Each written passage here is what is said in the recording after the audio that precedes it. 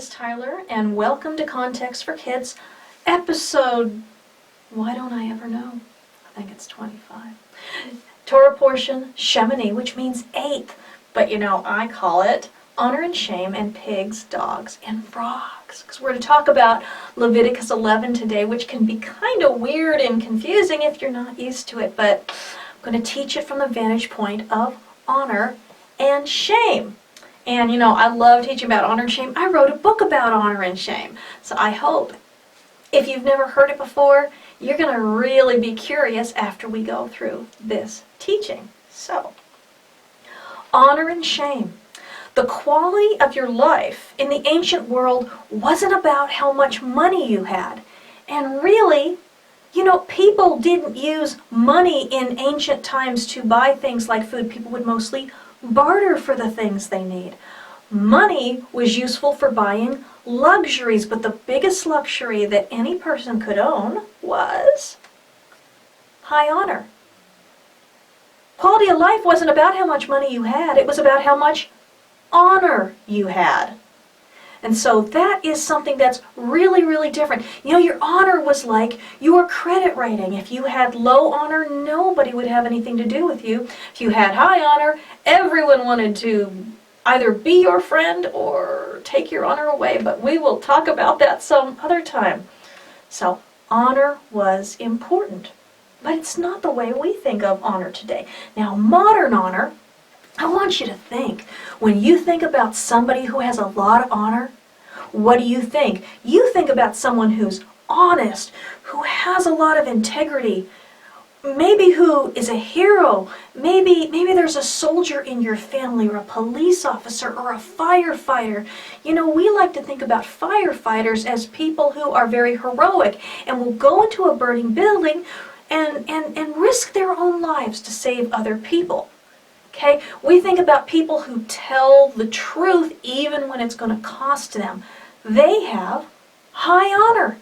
But that's our modern definition because we're interested now in whether a person is innocent of a crime or guilty of a crime. But in the ancient world, and during the days of the Bible, and especially during the days of Yeshua, or Jesus as he's more widely known, it was about your reputation. Not just your reputation, but your renown about how clever and accomplished you were. All right? Didn't have anything to do with the kind of person you were on the inside. And, as I taught in my curriculum, the Beatitudes and the fruit of the Spirit were all trying to change that from being something where you're honored by the things that people see on the outside to where you're honored for the kind of person you are on the inside. But again, getting kind of off track here. So ancient honor was about your renown, your reputation. But you could always be, you could be the most deceitful wretch in town and still have the most honor. It seems crazy to us, but this is the way things are still in 2/3 of the world today, where they live in honor-shame cultures. As a matter of fact, if you want to understand Islam and why Muslims do things, why they think it's honorable to blow up women and children, and to kill family members who they say have dishonored them, and why, according to their culture, they need to in order to survive, understanding honor and shame culture opens up so much of the world of the Bible, and it's just something that we have no capacity to understand. And yet, if you read the Bible to someone from China or Japan or the Middle East or India or Africa or a lot of South America, they're going to go, well, of course, that makes perfect sense to me because that's how they live. But in the Western world, we live in an entirely different way, and we just don't understand what they're talking about. And so we think they're stupid, and they think we're stupid.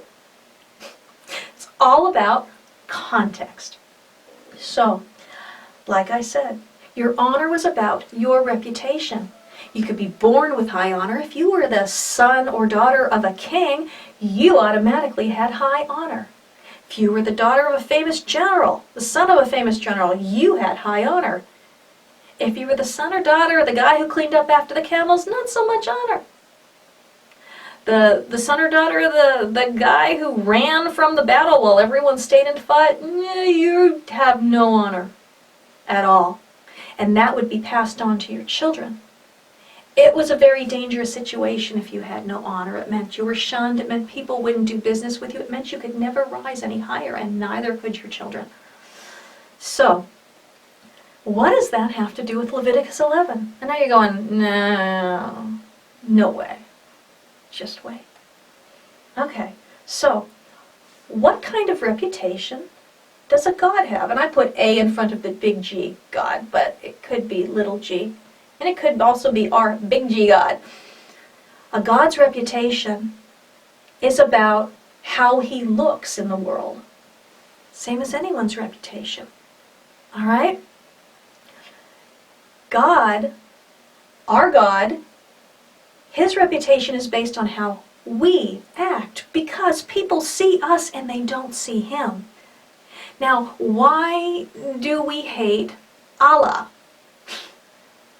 Because we look at his followers and we say they are dishonorable. They're not. They have no fruit of the Spirit. They're not loving, joyful, kind, peaceful, patient, gentle, faithful, or self-controlled. And I think I left one out. We look at it from the vantage point of our society and we say, well, their God is dishonorable because his followers are dishonorable. And we also say he's not a real God, but that goes without saying. So a God is judged, one, by the behavior of his people, and two, by things like the temple that they erect in his honor. Do you know that Herod's temple, in Second Temple Jerusalem, that during the time of Yeshua, it was said, I can't remember who said, they said, if you have never seen the temple in Jerusalem, you have never seen a beautiful building in your life. And that was spoken during a time where some of the most beautiful buildings that had ever existed had been built. The temple of Diana at Ephesus, the Colosseum, all these gorgeous buildings. They were there in the world. And yet, the temple in Jerusalem was the most beautiful building. Why? Because a lot of people don't know this, but Herod was a Jew. Now, he wasn't Jewish genetically, but his grandfather had been forced to convert. And so he was raised as a Jew. Now, he did a lot of messed up things, but he also knew how to honor God. And he built the most beautiful building that the world has ever known. And he built it for the God of Abraham, Isaac, and Jacob. So he raised our God's honor and reputation in the world in front of all the nations by building a temple more beautiful than the temple of Diana at Ephesus, and more beautiful than the Parthenon, and more beautiful than any building that had ever been built before. It's all about his honor, all about his reputation. But like I said, his reputation also has to do with how we act and what kind of people we are, because we're the only walking, talking examples anyone's ever going to have of what the God of Abraham, Isaac, and Jacob is all about. All right? So now, God is not just a God, though. At Sinai, he made himself the people's king. And so what kind of reputation does a king or queen have? Well, a king or queen is judged by not only by the way that their subjects act, but by the standard of their of living.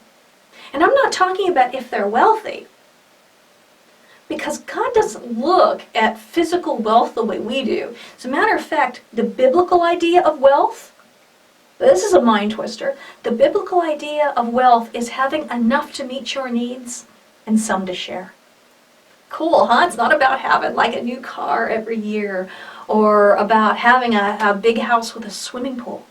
It's about having enough to meet our needs and enough to help those who are less fortunate. That is wealth.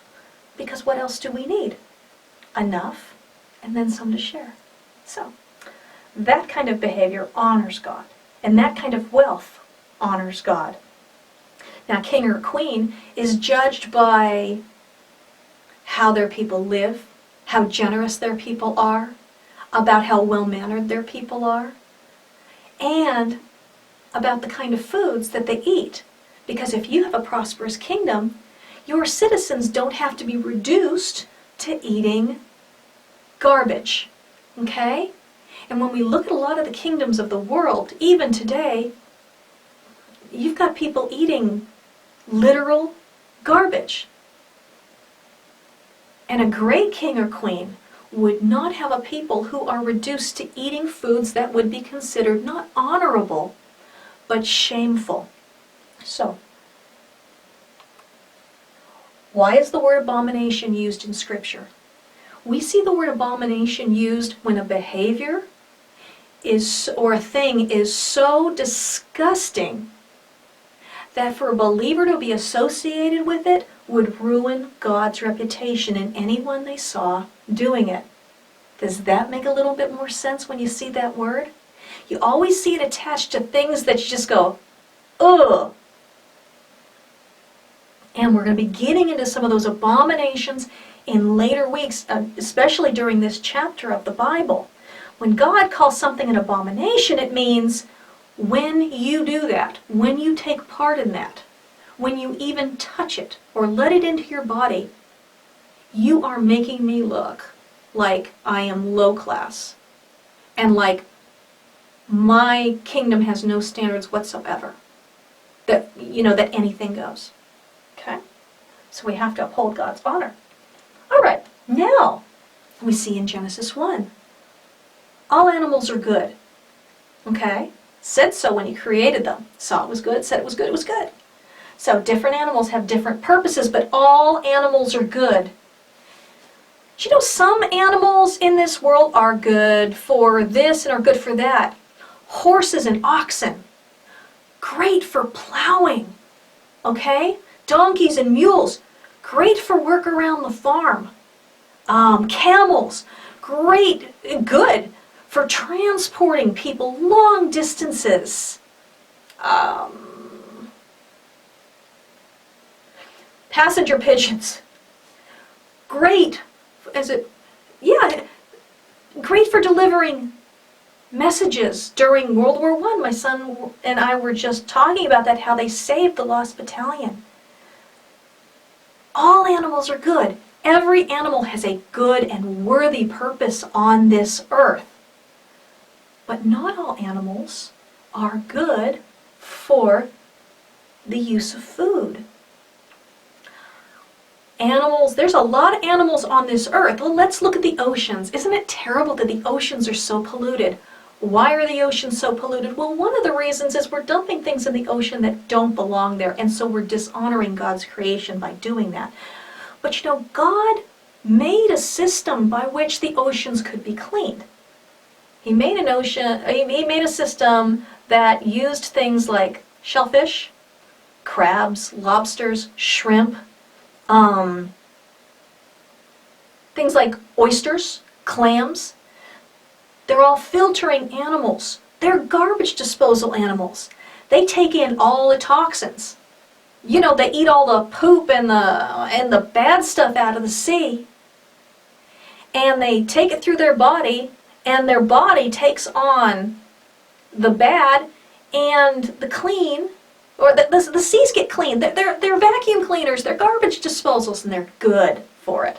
God created them for that purpose because he was able to meet every need. What about land animals? Pigs.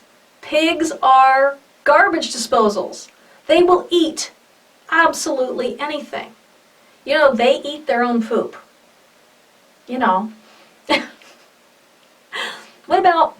What about dogs? Dogs are good. Dogs are useful. But they're not good for food. They're good they work, they're companions. Cats. Cats are good for purring. And I love cats more than dogs, but I gotta be the first to admit they're really wild cats. They're good for maintaining the balance in the ecosystem, but really house cats don't serve a purpose other than companionship. That's what they're good for. Maybe that's even what they were made for. They're good. They're not good for food. Horses are good for transportation. They're not good for food, even though in some countries they eat horse and they don't see anything problem with that, but it's no different than in some countries, like mine, they see no problems eating pigs. Okay? Everything is good. Everything was created to be received with thanksgiving for its designated purpose. Even tarantulas, I'm sure, they have their purpose. And some people eat them. But dang, they weren't made for it, okay? They're just, no. No. And so what happens when God's people take animals? Whoop. Okay, I didn't need to change it. What does it make God look like when he creates animals for different functions and then his people don't respect those functions? What happens when they take all the filtering animals out of the sea and the seas get more and more polluted? Well, they're disrespecting God's creation. They're dishonoring it because now the ocean looks like a junk heap, makes God look like a bad creator. When they eat pig, and pigs have eaten all this garbage, and now, they've got toxins and worms even, and people eat them anyway, even though they were just meant to clean up the earth. It throws off the balance, and it makes God look like a God with no standards, like he has a people who don't know function. And the truth is most people aren't taught function, so I'm not being judgmental. I'm just explaining how it is in terms of honor and shame. So, now, what do we call an animal that is good for eating? We call it clean. An animal that is not good for eating is called unclean. Now, big misconception. Unclean doesn't equal evil. Pigs aren't evil. Horses aren't evil. Camels aren't evil. Dogs aren't evil. Cats aren't evil. Okay? They're just not clean for being eaten. And so when we touch their dead bodies, then, that's unclean. And you have to, if there was the temple, you want to wash after you touch a dead body anyway. But when there was a temple, and it meant that you could dishonor God's presence by bringing something unclean, you would just have to wash and then you'd be unclean until evening. No big hairy deal. Sometimes something dies on our property and we got to get rid of it, right? All right. So, unclean doesn't equal evil. If something's unclean, just like if something is holy, it just means that there are restrictions and limitations on what it can be used for and where. And the reason is because of God's honor, but our honor too. All right. Now, sometimes people mistake the words unholy and secular and unclean for meaning evil, but they don't. Unholy is just the opposite of holy. Holy means something has been set aside by restrictions and limitations on how close it can get to God and his people, and what has to be done in order to maintain respect for God. Secular just means everything that's not holy. Okay, so unholy, secular. Our jobs that we work 6 days a week. Secular, not evil, working is good. It just means it's not holy. Okay, even what I do. I study Bible all the time, but this is my secular job. It's what I do 6 days a week. And then on the Sabbath, I rest. Housework, secular, needed to be done. Laundry is secular. Don't we wish that we could call it evil and never have to do it again? Doesn't work that way.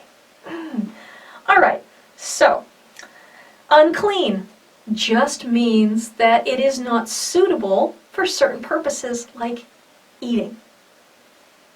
Not a big deal. All right, not evil. Otherwise, there's a whole lot of stuff that we couldn't do in this world that we need to do. All right, so holy versus clean. If something isn't holy, then it is only used for secular or common or normal purposes. See, common and normal is just another word for secular. All right, if something is unclean, then it can't be brought into a holy place like the temple or our bodies, inside our bodies. Okay? Oh, Now, before a person is in, now we're talking about Leviticus 11, called the food chapter. And remember, food, whenever we see it elsewhere in Scripture, is always going to be defined by what God calls food. And God determines food by what's in Leviticus 11. And of course, all plants except don't eat the poison ones. I guess more than once, anyway. All right. So before a person's in covenant with God, before a person has agreed to live according to his ways, they're not part of God's holy nation. And they can do actually whatever they want within the laws of their country because they haven't agreed to keep his commandments. Is that a surprise? That's what covenant is. Covenant says we're going to live in a way that honors God. All right? But not everyone's agreed to do that. So sometimes we just kind of got to realize that people who aren't holy aren't expected to behave in a holy manner, but we are. Okay? Once we are in a covenant, the things we do either make God look good or bad. Okay, so Leviticus 11 is all, and I'll have you go, you can go through that with your parents, the different things we can and cannot eat. Leviticus 11 is all about God telling his people they make him look like a low-class, terrible king if his people are reduced to eating garbage disposal animals, garbage disposal fish, and garbage disposal insects. Well, you know, when you look at it that way, it doesn't seem very legalistic, does it? God was just telling people how to make him look like a high-class, wonderful king who provides so well for his people that they have no need to eat the way the nations eat. And as we see from around the world, the nations can and will eat absolutely anything that moves. And you know what before we're taught? So did we. You know, and you may still be doing that. But I want you to keep in mind what that was taught to be. Oh, I'm going to tell you something. Might be saying, hey, Mark 7. Mark 7 says, thus all foods were declared clean. See, Yeshua, Jesus, he was talking to the Pharisees and they say, well, you know, why don't your disciples wash their hands before eating the way we do? Well, that comes down to something called halakha. And see, the priests in the temple were required to wash their hands before they touched the holy things. Obviously, you know, who wouldn't want to have clean hands when you're in the temple or the tabernacle, right? Well, the Pharisees had decided that because we are a nation of priests, that we all had to behave exactly the same way the priests did. Okay? But there was no reason because our homes aren't holy places. So they were saying that anyone who was eating had to wash their hands according to a ritual. And he was criticizing Yeshua's, because there's no problem with washing your hands. Doesn't your mom say, wash your hands before you eat? She doesn't want you to get sick. Okay? But it isn't for holiness. They were doing it because of holiness. So they had a little ritual and they would wash their hands and they were saying, hey, Yeshua, why aren't your disciples washing their hands according to the traditions of the elders? It doesn't say according to the Torah law. According to the traditions of the elders. And he said, really, he said, you know, it's not what's, because they felt that anything that is on your hands that haven't been cleaned would defile the food and defile you. The Bible doesn't say that. So Yeshua says that, you know what? It is not what goes into a man from unwashed hands that defiles a man, but what comes out of his heart.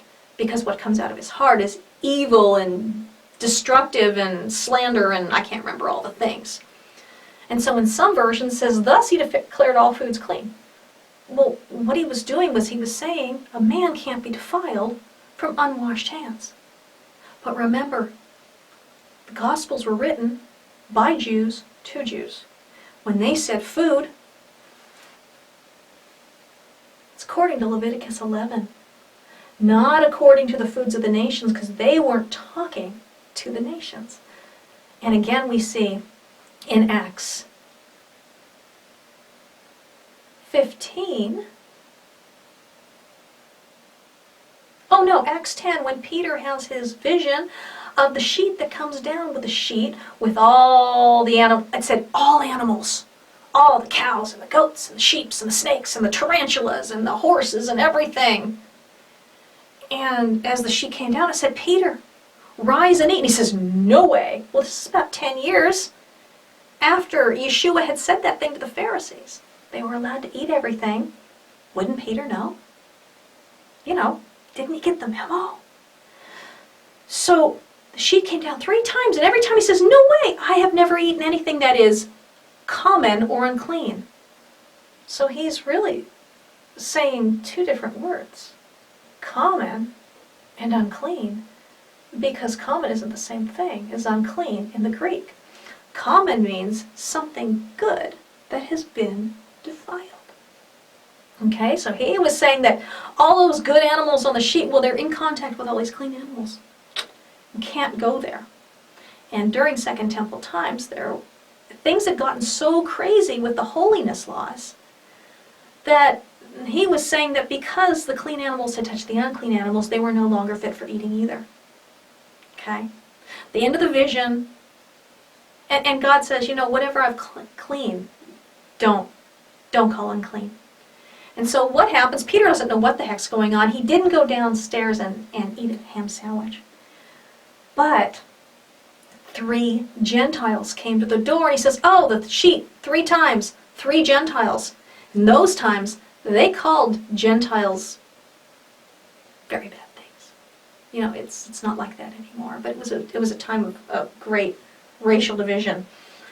And he says, okay, so I'm not to automatically assume these men are unclean. And they took him to the house of a commandment-keeping Gentile named Cornelius. Okay? And we know he's commandment-keeping because he was praying during the hours of prayer. That means he was praying the Amidah 3 times a day. That means that he was keeping the commandments. He was eating clean foods. He was doing everything the way that God said to do it. But he was a Gentile. All right? And what does Peter say? Now I understand. I am not to call any man unclean or common. Nothing about food. So, anyway, honor and shame. We honor God by making him look high class, by paying attention that we don't put anything in our bodies that he considers to be dishonorable. All right? So, that is it for today. Oh, do you like my shirt? See, this shirt I wore for my friend Chris Pope. Okay, Chris, Ninja, watching you, man. Watching you. So, I told him I would kill him one day. I haven't gotten around to it yet. One of these days. He's just got to wait. He's just got to wait. So, anyway. Next week, we have some interesting things to talk about with ancient Near Eastern ideas about demon possession based on mold and illnesses. So God's going to really shake up the world of the Israelites on next week's teaching. And, that's really it for this week. Sorry for all the delay. It's been a crazy week. But always know that I love you and I'm praying for you. And I hope that you have a wonderful week studying the Scriptures together. Bye-bye.